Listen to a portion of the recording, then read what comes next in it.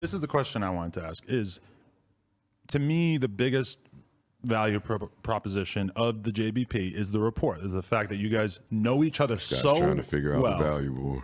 You know each other so well that the conversation just can become something that you're just not going to get from, if you take, 3 very entertaining people and you put them on camera, you're just not going to get as deep as you might get from 3 people that know each other well. I think that's what you're trying to get to. I see you getting mad at co-hosts when they don't get deep enough, when they're not opening up enough.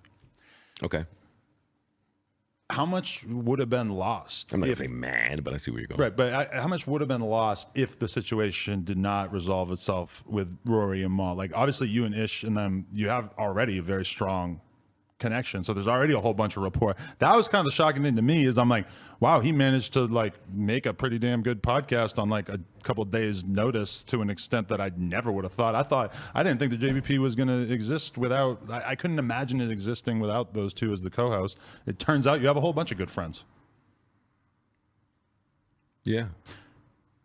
How much would be lost from your perspective, though? If it had not worked out, how much do you lose by losing out on all those years of rapport because building? I do this to people too, man. I gotta be stoic. Adam. It's nothing against you. I just do this to people. I don't know the answers to the questions you're asking me. That's why I'm making these faces. How much would be lost?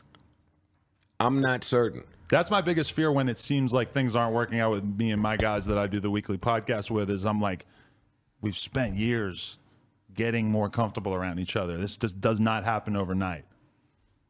Feels like a lot to sort of give up on that, Okay, but I mean, people lost their houses and belongings and everything they owned in Hurricane Katrina, right? People who have gone through things and lost their entire life's work. So when you speak about it in this form, well, we're going to analyze each other's argumentative tactics here. You can't just say, well, worse things have happened in the world, so this doesn't seem that bad in comparison to those things. See, stop right there. Why not? Because you could do that about everything. Then why can't you do it? The Capitol getting raided was not that big a deal compared to the Holocaust. But nothing was that big a deal compared to the Holocaust. So we can't just bring up the Holocaust every time, right? I can say something there, but you said the magical H word that I don't say anything. But okay, so I'm not I hate when you're trying to have a conversation with somebody and they always got to bring it back to Hitler. Well, what would you do if Hitler did that? It's don't even know. You don't need to. Who is it? Got to Google it. It's a guy who has the same first name as Young Dolph.